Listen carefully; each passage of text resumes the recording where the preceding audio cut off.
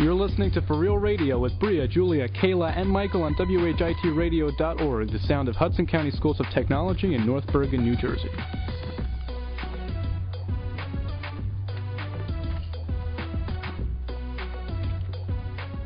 Okay, good afternoon, everyone, and welcome to For Real Radio, a place for the truth. Just as a reminder, we will be having a theme show tomorrow on Valentine's Day, so be sure to tune in. Tune in! All right, let's get the story straight. Today in the news, we have Coca Cola kills a mother, life-saving Valentine's Day gift, wrestling cut from Olympics, and checking on Obama's first-term promises. So, Julia, tell us about this apparently life-threatening Coca Cola. A mother died because she drank between 6 to 10 liters of Coca Cola, more than 2 gallons every day, and is now dead at the age of 31.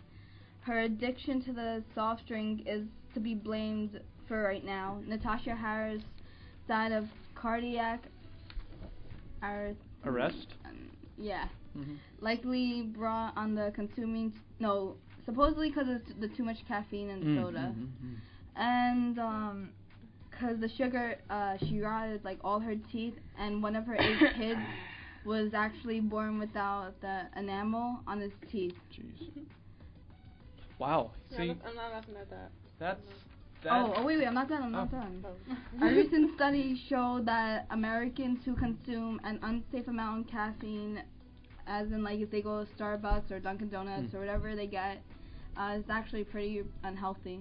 I didn't know that. You didn't know that? I think I drink about 4 cups of coffee a day sometimes. All right. You should run good tea instead of if you put your tooth in overnight into a glass of Coca Cola, all the enamel will be off by the morning. See, so you want me to pull out one of my teeth and test No, I think he was just talking about a little experiment. Let's actually talk about what Coca Cola does to your heart, okay? See, now you all know that your heart pumps, right? No, it doesn't. And of course it does. And there is caffeine in Coca-Cola. Now, when you consume these large amounts of caffeine, your heart pumps faster and faster. It does. And it gets to a point where it overloads itself and it can't pump that fast anymore. It just can't handle that. Can't handle that stress. So what it does is it goes into cardiac arrest, which is this state where it's not pumping, but it's still moving a little bit. So. No, I have a question. You know what happened to me once? I had like a bunch of coffee before practice because I always get like really tired, and I need to be able to at least like keep my body active and moving, even if like my eyes are getting tired. But at one point, like I had so much, and my body was heating up inside. Yeah. And I couldn't take it. Like I had to keep doing things in order for it to just cool down. Right. See, that's a nerve reaction. Again, your body can't handle these high amounts of caffeine. Though there are new studies suggesting that a small amount of caffeine every day is beneficial. It keeps you focused and on target. So, interesting. I would not consume drinking that much Coca-Cola, obviously. So, Briah, tell us about this life-saving Valentine's Day gift. 3 days before Valentine's Day in Florida, woman gave her husband the most special gift of all, life. On Monday, Melissa DeGesso Jones had her kidney transplanted at the Florida hospital in Orlando to her husband, James Jones, who has been suffering from renal failure. The love between the couple who met 2 years ago on Valentine's Day impressed the surgeon who performed the procedure on Monday. That is so cute. That's really cute, and that's very thoughtful of her to do that. That's true love. That is a person's life. Yeah. Right. I would absolutely. That is true love. That is very nice. And we'll have to see if the kidney takes, because sometimes the body will reject that kidney. Well, let's be positive. Let's be positive, but one of our teachers here gave his kidney or liver to his brother, Mr. Figueroa, downstairs. Did that last summer. Right. Wow. And well, see, the nice thing about the liver is actually it's able to regenerate. So you do take a portion of the liver out of someone's body for a transplant. You can put it in another, and if it takes, it will regenerate inside the other person's body. And yours will actually grow back, that portion that was cut off. Very cool. Yes. Did not know that. Yeah. Okay. That is cool. So apparently the wrestling has been cut from Olympics. Yeah. Kayla, tell us about this. A shocking move. The International Olympic Committee voted to drop wrestling from its schedule for the 2020 Olympic Games. The unexpected decision was made via circuit ballot during a Tuesday meeting in Switzerland. Many assumed modern pentathlon would get the boot, but the committee instead decided to eliminate wrestling, which has roots in ancient Greece games and has been a part of every modern Olympics since they began in 1896. Now, each of the 26 core sports were reviewed and they were at risk as well, including baseball, softball, and some sports still trying to make the Olympics for the first time include karate, sport climbing, wakeboarding, and wushu. So eliminating one sport will make room for other sports trying to join. And a little bit about wrestling, it's been very successful for the United States. We've won 50 all-time gold medals and 125 overall. But yeah, what do you guys think about that? Well, strange move because it's a very popular sport. Right, it is. It came original sport. I'm really wondering what the reasoning is behind that. Yeah, did they say? Was it financial? No, it's just to make room? Make room for other sports. Wow, I'm it's surprised. not only wrestling that was, at risk, like other core sports were, voted to be eliminated as well. Well. But it's hard to think that they'd make such a decision when they've had memorable moments, Well, especially because, like Mr. P said, wrestling is such a popular sport. Yeah. You would think that's something... People have been training and, no one saw it coming. So wow. And you said 2020, this will go into effect? Yeah, the 2020 Olympics. 2020 Olympics. Okay. That's not bad. Okay. Now, with me, we have a little check-in on State of the Union. As you may or may not know, tonight is the State of the Union address. What does that mean? That's actually pretty important if you live in the United States. I don't know if any of you girls do. I assume so. Live in the United States? Yeah. Yes. So you all should be very interested. All right, so State of the Union is an address given traditionally, obviously, by the president at the beginning of his term. And tonight it is at 9 o'clock. So Obama will be delivering this speech about where he would like to see the country go, what he will be focusing on. And traditionally you end the speech with the line, "Our State of the Union is," and fill in the blank depending on how he sees the State of the Union will determine how he fills in that line, that blank. So Obama was more successful in pushing his policy goals through Congress in the first half of his term when both chambers were Democratic controlled. By the time he gave his first address before Congress in 2009, that was his first State of the Union, he had already secured the American Recovery and Reinvestment Act and put in place a program to assist homeowners facing foreclosure.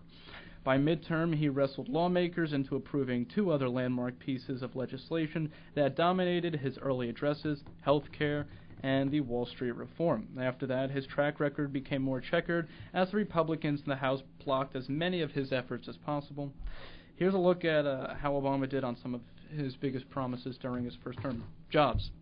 It's whether you know a lot about politics and economics or you don't, you hear the word jobs. Yeah. Right? Money. You know it's an issue because that goes around. The nation added 1.2 million jobs since Obama first took office. That's a good amount. It's Wait, how many? 1.2 million. Wow. It's a good amount. We're not talking about enough to totally pull us out of our financial state that we're in now, our economic state, but it's not a bad number. It really isn't.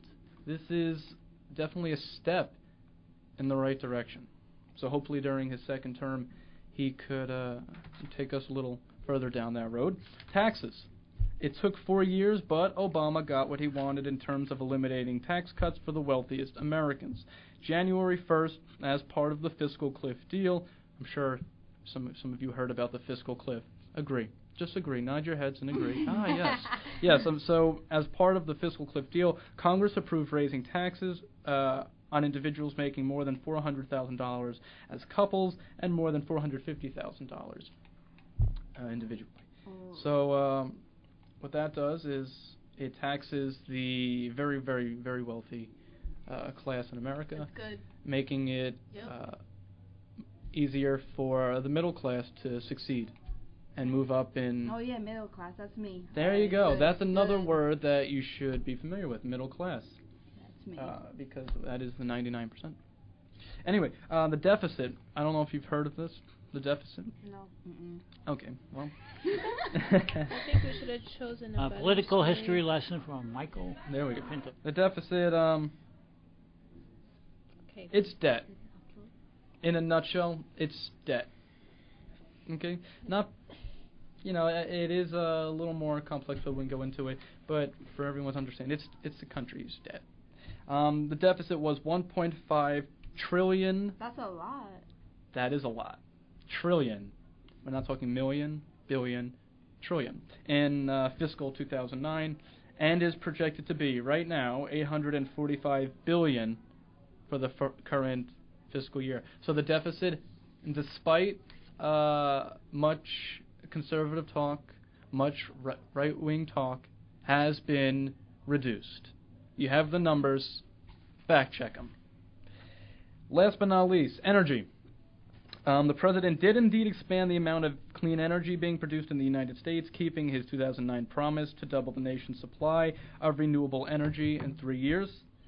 He did this with funding and tax credits that were contained in the Recovery Act.